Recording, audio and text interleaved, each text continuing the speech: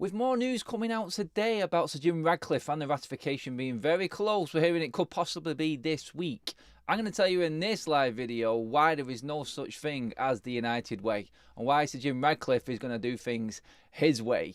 This is Forever United TV. Welcome along to the live stream, everybody. Hope you're all doing well. Hope you're all buoyant from that victory yesterday at Villa Park. Limbs in the away end again. Last 5 minutes winner from Scott McTominay. Everyone at United is upbeat and raring to go right now. And the positivity continues off the pitch. I'm going to get into detail about what Sir Jim Ratcliffe's plan is and how he is going to make Manchester United approach everything different. It's not just transfers. Transfers are the main thing, but I'm going to talk about how Sir Jim Ratcliffe and his approach to United is going to change the way people think about the so-called United way. It does not exist. You have to make things happen, and Manchester United have just been living under this cloud of we'll be okay because we're Manchester United. We're not. So Jim is here, and he's basically here to save Manchester United from where they are right now. So let's get into that. Let's get all your comments in as well in the live stream. And obviously, guys, get commenting on the video when it drops on YouTube later on after the live stream. Make sure you give the video a like and do subscribe to Forever United TV while you're at it as well, guys. You're going to love it. You know you're going to love it. So there's that button pressed, and away we go. How are we all doing? Hope we're all fantastic. Just seeing everyone arrive in the room right now. All looking quite pleased with yourselves and happy as United fans. It has been an excellent February. Let's not kid ourselves. It's been fantastic. The injury time winner against Wolves was the start. Their then comfortable 3-0 victory over West Ham was just a little bit of added ingredients. And then icing on the top, beating a team ahead of us in the league away from home. We're a last 5 minutes bullet header from Scott McTominay, super sub off the bench. Lovely. Now we're just doing some little bits of decorations around the top of the cake when we beat Luton and Fulham. Fingers crossed. And I'm confident that I'm not cursing that either this time. I do feel like we are moving in the right direction. Straight out the box, we've got CJ Legend 89. He's in with a super chat. Thank you, my man. Good afternoon, Adam. Love the title of the video. Getting Backstreet Boys vibes. Getting Backstreet Boys vibes. Yes, Adam wants it that way. I want it this way, but this isn't just my way. This is the Sir Jim Ratcliffe way. Now, there was a great article I read this morning, and it's come from a few sources. A few different websites put out different articles from other interviews, from other media outlets, and that's how the word spreads around. But the main source of it comes from Ben Jacobs and what he was talking about with Sir Jim Ratcliffe. There is clear, and I'm only using Elise as an example. We all know the situation with Elise. There's a clear example here as how Sir Jim Ratcliffe's way is going to be completely different to what I say completely is non-existent, which is the United way. There is no such thing as the United way, especially when it comes to off the pitch dealings and business and transactions and things like that. Manchester United looking at transfers in the future under Ineos is going to be a different ballgame altogether. Whereas if Sir Jim Ratcliffe was not here right now, Manchester United, I guarantee it, would be pursuing Frenkie de Jong. If you watched Frenkie de Jong last night, you may think differently. Doesn't look like he's got his head in the right place and not fantastic. Credit to Fundo Pellistri last night as well. Goal and an assist in that game away to Barcelona. He played fantastic as well. Go watch the highlights from that game, or if you get a chance to watch the game back on a preview card or anything like that, do watch it and tell me that this kid hasn't got something. This is a player that's on United's books and adds to the conversation what I'm getting into right now, which is the Sir Jim way. He is coming into Manchester United with a clean slate, as in nothing is in place except the absolute carnage and mess of Manchester United's transfer dealings and how we approach literally everything off the field. It's a mess and it is sending us under, and we will be under unless Sir Jim's ratification comes through and everything is confirmed. It's looking good, and we should hear news this week. We'll be all over that when it breaks as well. But what he is going to do differently to what is going on right now is he is going to approach transfers in the way that Sir Alex Ferguson and David Gill used to approach them. So if, for instance, he was not there and Frenkie de Jong was available this summer, Manchester United will be going for Frenkie de Jong. I don't think it's the right player to bring to United. People will automatically say, Adam, you don't know football if you don't think Frenkie de Jong is a player that is going to make Manchester United better. Yes, he would make Manchester United better in personnel. But the thing is with United and what we have done for the last decade is buy the players that we think are going to make Manchester United better. That does not work. You play your best team, you don't play the best players. That is a proven formula. Yes, Pep Guardiola and Manchester City have fantastic players, but them players were scouted to fit in. Now, Ruben Diaz, for example, at Manchester City, didn't absolutely pull up trees straight away. He had a season out where he wasn't favourite. He has to fall in line with what's going on. He was made to be the player he is at Manchester City. Let's be honest. The talent was there and it was spotted, and then the player was created at City. This is what United used to do back in the day when they brought players in. They can see the potential and the talents and they bring it in. But what happens with United, like Fundo Pellistri, for example, we're never going to know. You're seeing him now playing for Granada, a team that's fighting relegation in La Liga, and he is making strides over there already, embarrassing players on Barcelona's roster. Scored the goal. He took his goal superbly well. His assist was fantastic as well. His wing play yesterday was unbelievable. Like I said, go and watch it just so you know what I'm talking about. That's the type of player that Manchester United should have in their team right now. Now, not necessarily Pellistri. Some may have a different opinion of him, not think he's right, but that sort of transfer is what Manchester United should have in their team right now. This is how Manchester United are going to go forward with Sir Jim Ratcliffe. It's not going to be the obvious Frenkie de Jong. Yes, bring him in, he's fantastic. Yeah, he may be good. He is a good player. I'm not saying he's not. But does he fit Manchester United right now? Does he fit the team right now and what we're doing? Rather than someone else coming in who is going to perfectly fit that team. Where does Frenkie de Jong fit into our team? I know it's an easy argument to go against me right now because, yes, it's a bit hit and miss, but I want to develop Kobbie Mainoo. I want to keep the transfer structure as it is. I want to keep the wage structure as it is. I want to work under financial fair play and everything like that. And right now, Manchester United, I feel, are developing good midfield players through our academy, and we just need to add the right type of player here and there. Now, if Casemiro leaves, it changes the conversation altogether. This is where Sir Jim Ratcliffe then comes in and puts his stamp on things, because Frenkie de Jong, yeah, you can come to Manchester United. We've got that transfer fee for Frenkie de Jong. We can afford it, but you're on this amount of wages. It's as simple as that. Take it or leave it. See you later. You're not coming into Manchester United. That's it. That's the difference in how Manchester United approach. Now, Elise compared to Frenkie de Jong, Ten Hag, in his veto and every bit of power and control that he's got at Manchester United with the transfers, we would be looking at Frenkie de Jong this summer. Guaranteed we'll be looking at Frenkie de Jong this summer. And Manchester United will be blowing a big budget on him. We will. We're not going to, I don't feel, because we've got Sir Jim Ratcliffe in charge of Manchester United and Ineos is running the ship. That's why it's going to be totally different.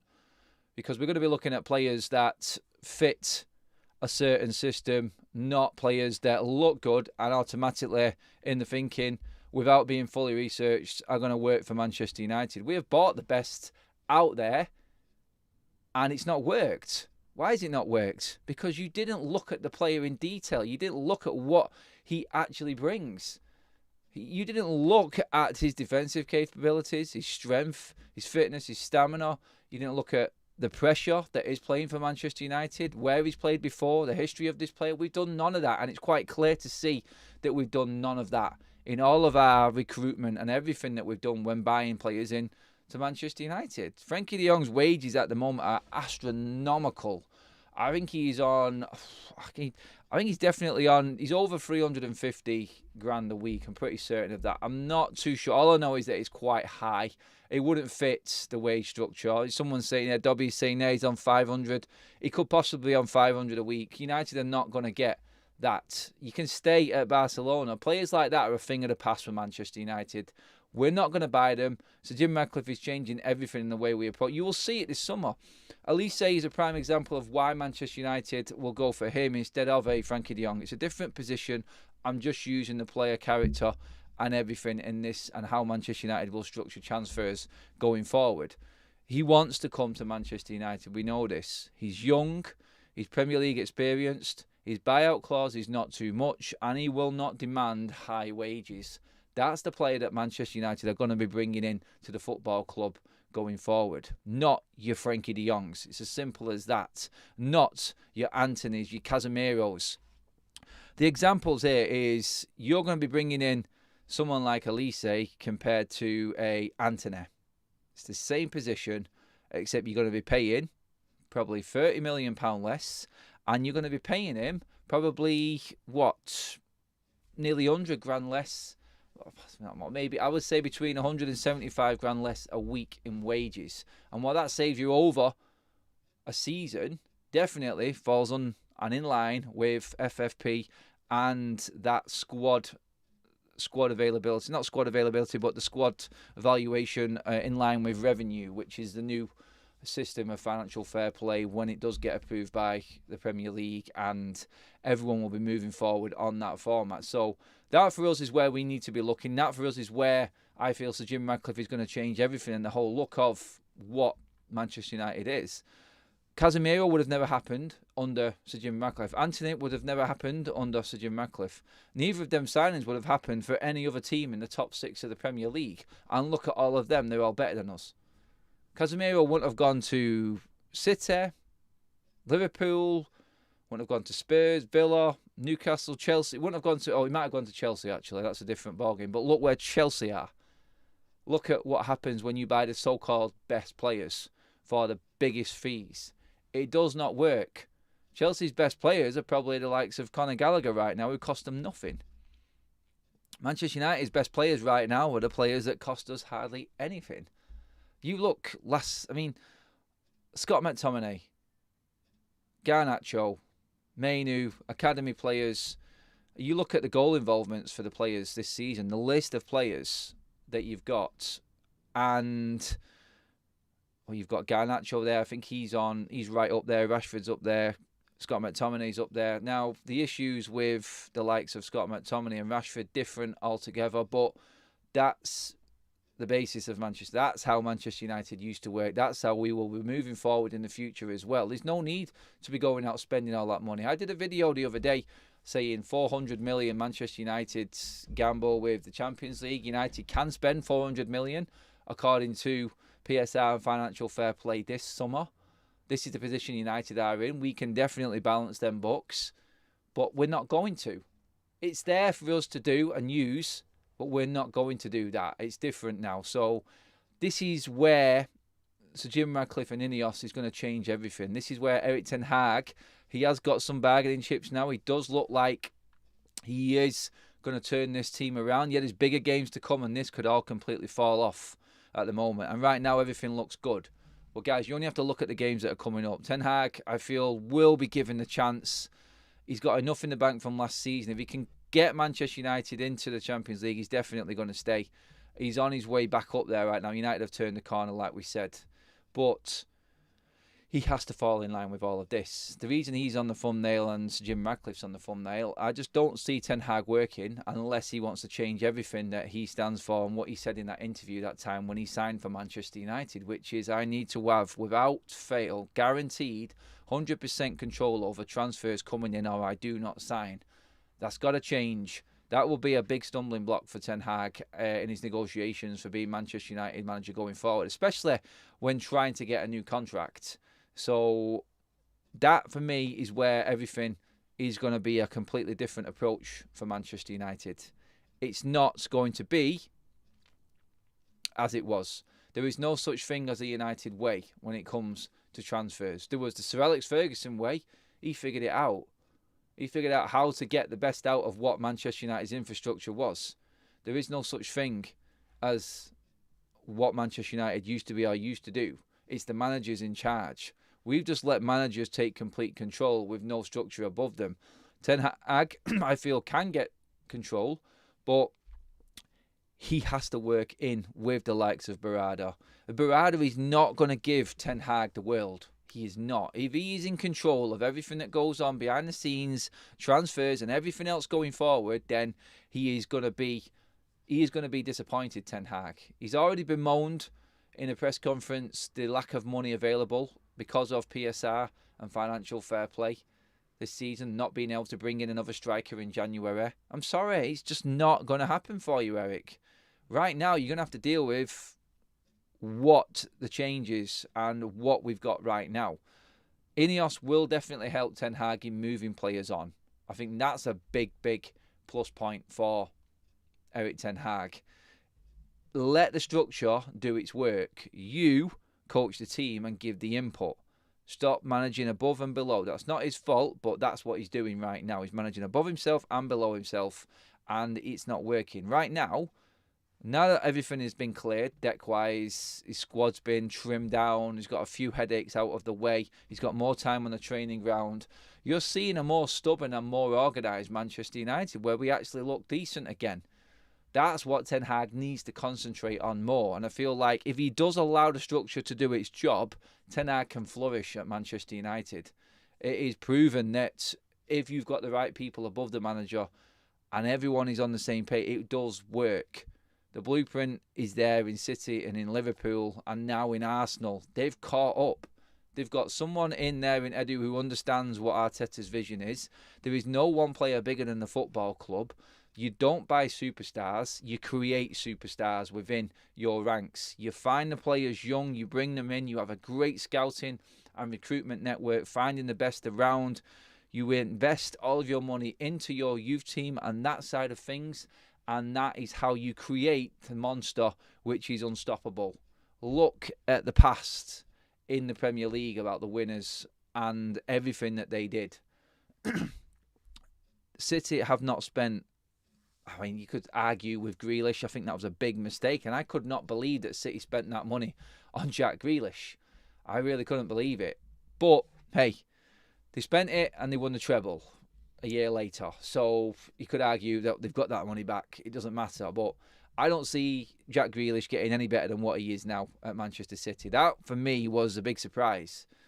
Kevin De Bruyne was brought through, having had a bad spell at Chelsea, went to Werder Bremen and was doing better there.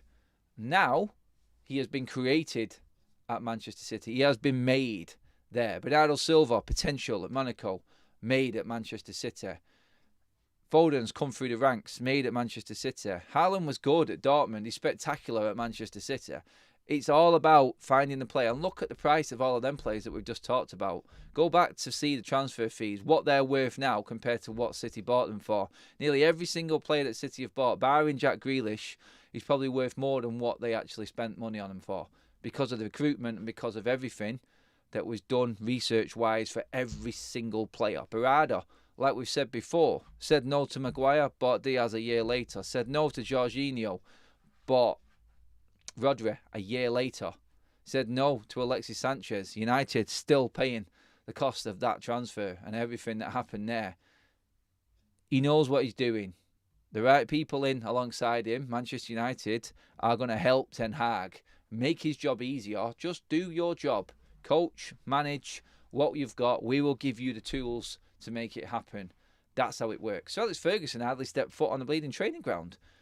He was just organising everything. He was doing the work that he had to do, learning each player, studying the fixture list, knowing exactly when to bring certain players in, players' attributes, players' mentalities, their attributes that they could bring to a certain game. He did all of this and left his coaches coaching with his message. That was Sir Alex Ferguson's way. That was not Manchester United's way. That was Sir Alex Ferguson's way. And quite clearly, when he left, everything just went down the pan. It was just left for the manager to come in, thinking by the ownership and the hierarchy at Manchester United, you can just carry on doing exactly what you're doing. It's not going to happen. The recruitment is where champions are made. It's as simple as that. Manchester United will be investing into their youth structure. We know this. They're already doing it. It's going to be enhanced once Jim Ratcliffe walks through the door. Manchester United will not be buying Galacticos and paying stupid players. I guarantee you right now, we're not going to have another player being on any more than 200 grand a week when Ineos take charge. Now, you can call me on it. I don't reckon Manchester United will pay anyone over 200 grand once Ineos take charge of sporting control of Manchester United. That's my prediction. That's what I feel will happen. Guys, please give the video a like. We're creeping up to the 100 mark. You've been listening to me and you got a little bit lazy by not liking the video, didn't you? I forgive you because you was listening so closely to all the information I was giving you that you forgot. But now I've stopped. I'm just asking you to like the video and get your ass in gear. Come on. Get on with it. I'm going to go into the chat now and see what you guys think about everything that I've been talking about there. I'm just going to scroll up and randomly stop where it looks like some juicy conversation is going on. I'm glad financial fair play is finally showing some teeth. About a decade too late, but it's something, says Dobby. It is showing teeth and it is affecting a lot of clubs. You can definitely say that, Dobby. Compass Smurf says, I'd keep McTominay as a first striker option as plan C. He's on low wages. Don't want to see him in midfield again. Look, I said it all along. Scott McTominay is a super sub player. He's an impactful player. He's done it so many times this season. Off the bench, making an impact, scoring important goals. He is massive for Manchester United in that way. And if he knows where his role is and he knows where he stands in the Manchester United pecking order, he will have a great career at Manchester United. He will be a legend, just like Ole Gunnar Solskjaer was for just making appearances off the bench. It's Manchester United. You are not going to be better than a lot of players in this team. Take your opportunities when it comes around, and there is your life at Manchester United. That's what you are going to be going forward. That's what Scott McTominay is. We know now at the age he isn't the starter at Manchester United. There'll be some games, some lower key games where he could come in for a certain player. I think that will be fine. But in the Premier League, Scott McTominay is a bench player. We've said it all along. He's a squad player, and he will do some damage for us. He really will. Compass Smith says he's wasted a lot of money.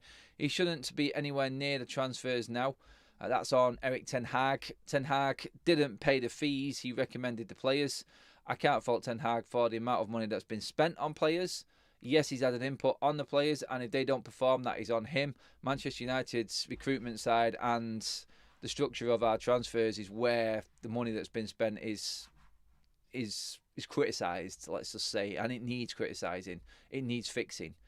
Hendrick, United won't get top four because Ten Hag team never beat Big Six teams, and we are facing them next, so no chance. Well, we just drew with Spurs, and we just done the double over Aston Villa, and they're 4th and 5th.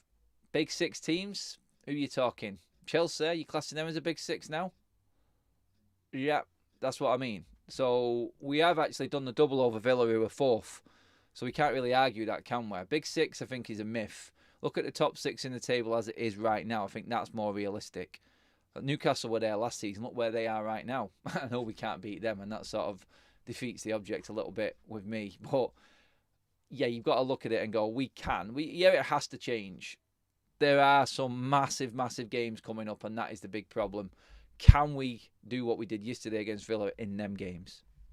Lewandowski is getting old. Scotty would be ideal for Barca, says Madhouse. I don't think Barca are going anywhere near Scott McTominay. But Hendrick says United won't get top 4 because... Oh, sorry, I just read that one. My mistake. Kaz says, haha, I hope... someone else's conversation. Sorry. Jonathan Dayton says, Frankie de Jong wages are so high because Barcelona deferred some of his wages in the first 2 seasons there. So either Barcelona needs to pay that off before transfer, or he stays to the end of his contracts. This is what I mean. Do we need to be involved in that mess? Just let Barcelona implode with the players that they've got. They are not going to get any better than what they are right now, Barcelona. Let them just fall through their sheer greed and overpriced players. Yes, Manchester United, we're in for certain players. We're beaten to it by Real Madrid, by Barcelona. They wanted them more. They paid more. Let them do what they've got to do. They'll just end up blowing. Right, and they're right, and their situation they're in right now, it is unbelievable how they're getting away with what they're getting away with. Oh, yes, the new camp will be better. Will bring them more money in time, but hey, look how far back they've fallen. There's no guarantee that even when the new camp's done and the new money starts coming in, that they're going to survive. All of their TV rights that they've taken now They've basically sold themselves, Barcelona. They've sold themselves just to keep up with the finances and the regulations that are in place. They're an absolute laughingstock right now, that team, that club. They're an absolute disgrace, to be honest, how they've got themselves in this mess. It doesn't go unnoticed how much support you're all giving to the channel. We love it. Hey, guys. Absolutely, I love it. I do love it. We have a new member in the house. I've not picked up on it yet. Sorry. New member being Keith Thomas. Welcome to the Members Club, my friend. That was donated by the Honest Tiger. Guys, we did do a competition yesterday regarding the first goal scorer and the minutes. There is winners there, so I am going to get back to the community post and let you all know. I have got it timed for when the person actually puts their goal scorer in. So, yeah, anyone trying to cheat the system will get found out. That was donated by the Honest Tiger as well. So, that prize, thank you so much for him and another membership today. Let's keep liking the video, guys. We're nearly at the 150 mark. If everyone just gives the video a like, that would be fantastic. And, guys, also, I want you to scroll down into the description and click on the link for SofaScore, our partnership with the best football app out there. The QR code is there, bottom right-hand corner of the screen right now. You can scan that. All you have to do is download the app. It's free. It helps the channel. It helps the channel a lot if you can do that. And it is a brilliant app as well. Injury news, score updates, player stats, player ratings from all of the games, transfer news, as well as other sports around the world. It is absolutely fantastic. Please do go and download that app, guys. And that will go towards helping FUTV as well. So that is much appreciated if you could do that. Thank you so much, guys. All of your contributions, as always, are absolutely immense, and we love it here on FUTV. Scott McTominay, striker and substitute. That's his future. Never in midfield, says Andrew Short. Anyone who hasn't seen it, Adam had a walk around on Saturday looking at the ins and outs of the new and old Old Trafford. Kaz has put the link in the live chat there, guys. Go and check that video out. It's doing amazing numbers, and we've had a really good feedback from the video, guys. So thank you so much for watching that as well. But if you haven't already, go and watch it. We do have a good look around Old Trafford as to where we can improve, where it looks impossible to improve, and where the actual new stadium would go. So yes, we'll do more content regarding that as it goes forward. I think, like I said, once we get ratification of Sir Jim Ratcliffe, we will be hearing more on the stadium side of things as well. I think that's important for the fan base to know where we're going with that. So yeah, I will do more content on that. And we will be live outside a bit as well this week. Loved you guys getting involved in the short weekend where we had Kaz mic'd up. I think we're going to do it again, but Kaz wasn't mic'd up. We got her on a couple of times, but we're going to get her mic'd up for the live outside shows as well, guys. So hopefully you are all on board with that and want to get involved with it. So yes, please do stay tuned. Make sure you're subscribed and you've got that notification button pressed, and you will get all the information of all of the new content that is coming up. We're mixing it up. I'm changing it, guys. We've been going about, 4 months now. We've done mega numbers. We've had a fantastic start. I've got an amazing community here. I want to mould the channel in a way where we can actually bring you more. And I feel like you guys and your input have told us exactly which way to go. So we're working on that now, and we're trying to evolve as we go forward on Forever United TV. We're different. We don't do it the same way. So we're looking at it. We're approaching it from a different angle. So yeah, loving all of your contributions and everything that you bring. It does help us. It gives us all the ideas, guys. So all of your likes, you subscribing, you downloading the SofaScore app and everything like that all goes towards us improving the channel. But yes, I wanted to talk a bit about yesterday's game, actually.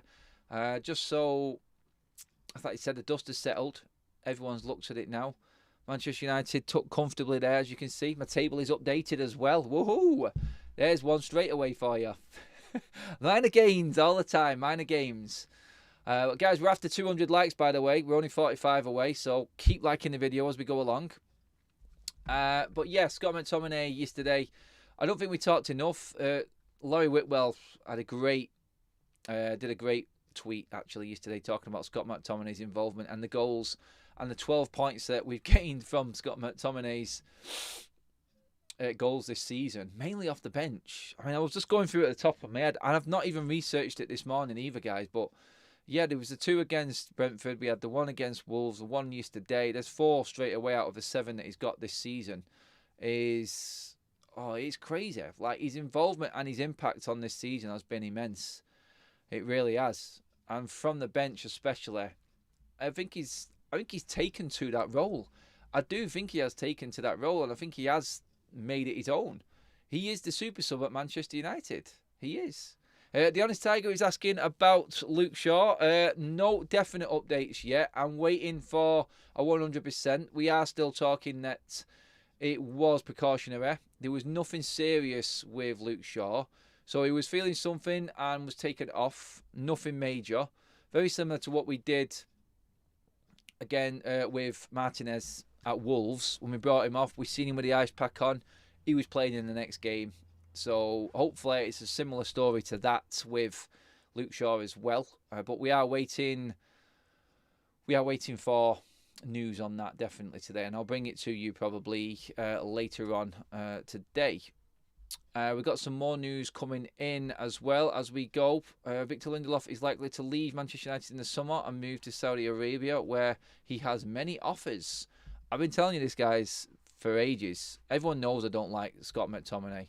It's not Scott McTominay. I like Scott McTominay. I don't like Victor Lindelof. I will hold my hands up and say that's a man I don't want to see wear a United shirt again. I really don't. I'm not just talking about yesterday. I've done plenty of videos on here. I just don't like him at all. It's that personal approach as well. Many a times where he's just walked past the media in mixed zones, just stone-faced, won't let on to anybody. He's just not my sort of guy, and then I just don't think he's a good player. He's been at the club 7 years, and I think he needs to go. I've said he needed to go for bleeding years. I just don't understand Manchester United. So I was told by someone that the reason Manchester United extended or triggered the 1-year extension for Victor is because they want to get money for him and not just let him go. He's going this summer for a cut-down price. I don't know where he'll go. We're hearing here now that the story's coming out today that he will be going off to Saudi Arabia. Hope he does well. Hope the rest of his career goes fantastic. He just doesn't belong at Manchester United. It's simple as that.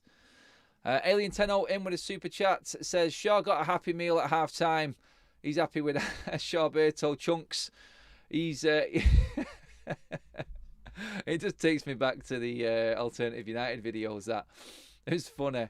The video tour around Old Trafford was great, says Andrew. I never get a chance on match days to go around Old Trafford as my seat entrance is at the Sir Matt Busby end.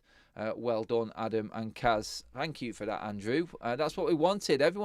No one really sees the back end of Old Trafford. All the pictures on TV, every broadcasting company that's got the rights to the games, all you see is the front of Old Trafford where all the fans are, the statues and everything. There's a lot more to Old Trafford. The famous Stretford end actually looks better than the front of the stadium. The Sir Alex Ferguson stand looks better than the front of the stadium. There are there are 2 quarters of the stadium which I think look okay. The other 2, not so okay. And they're the ones that are continuously being shown on TV. And I feel like that's the problem we've got at Manchester United. That's the issue we've got in redeveloping it. It's good and it's bad. Let's just say that. But watch that video. A lot is explained in that one. I don't want to go on to it too much. I am thinking of doing another in-depth one on the inside of Old Trafford. So, yeah, stay tuned for that one, guys. That'll be another bit of content I want to do. The outside, it's all right looking it's all right looking from the outside and how good and how certain things look. It's the inside that counts. It's the inside which I feel is definitely where the issue is at Old Trafford more than anything else. So yes, that's one that will be in the pipeline as well. Back into the chat. Casey Army Never Dies says, I will never forget how Donut Bridge wronged you. I removed him from my YouTube that day. You will win. Don't forget that, Adam. Thank you for that, Casey. That is what it's all about. It's people who know, and people who appreciate the extra effort into content know. And that's what I think our audience and our community here on FUTV is. That's what it is all about. A player we need to get is Tchouaméni to replace Casemiro. Well, you don't know the ins and outs. We are reportedly looking still at Frimpong and Tapsoba from Bayer Leverkusen. I mean, how good are Bayer Leverkusen, by the way, at the moment? That was a humiliation for Bayern Munich the other day. Harry Kane got absolutely slaughtered by the German media. That was a lesson in organisation, pressing and determination from Xabi Alonso. If Liverpool get Xabi Alonso, I think they will just carry on where they left off from Jurgen Klopp. It's horrible as United fans that we are not in the position that Liverpool were in when we lost Sir Alex Ferguson, for when they're losing Klopp at the end of this season. We can only just be jealous again of Liverpool and how the club is run, and our manager coming in is coming into a much better situation than what the likes of David Moyes did. I just don't think Moyes was the right man to handle what was coming at United that time. I thought if Jose Mourinho came in after Sir Alex Ferguson, I think we would have been all right. Well, not like still like the Sir Alex Ferguson did, but a lot less worse than where we are, where we was. 30 likes away from that 200 mark, guys. Please, please, please give the video a like. I want to get to 200 before we finish the stream. We have well over 300 in the room with us right now. Thanks for tuning in, everybody. As always, your comments and your likes are very much appreciated. And please do scan the QR code bottom right. I'll drop down into the link in the description for SofaScore, our partners.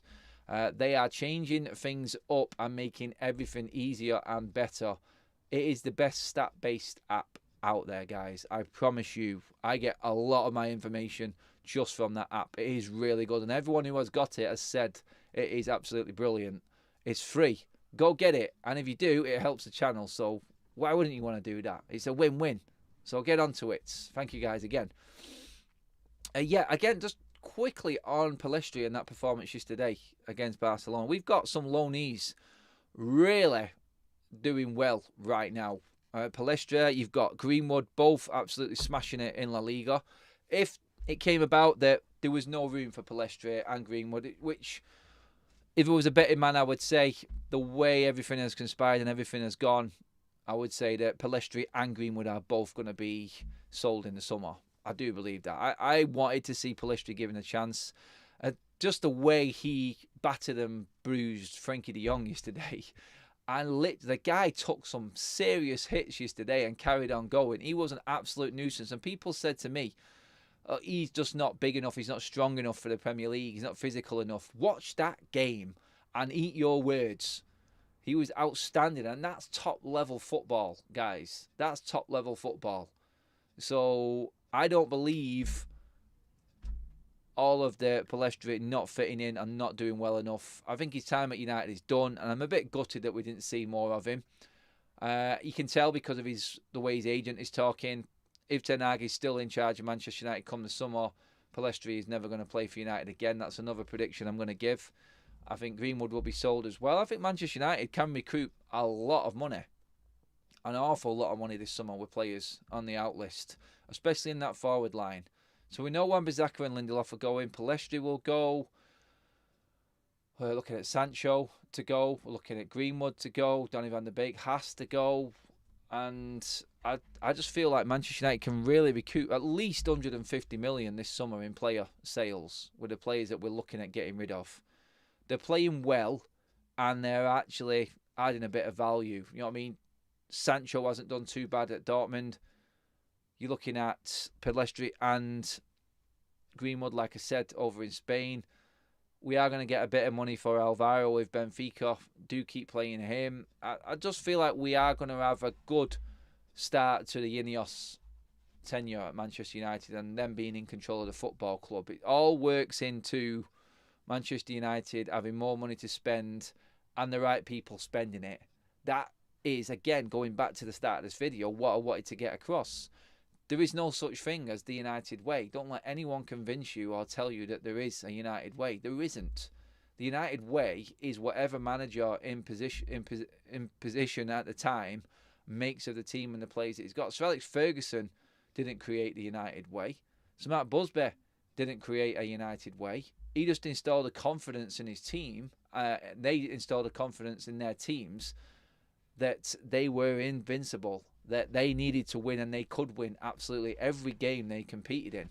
I don't think that's the case for United right now with the managers that have been in.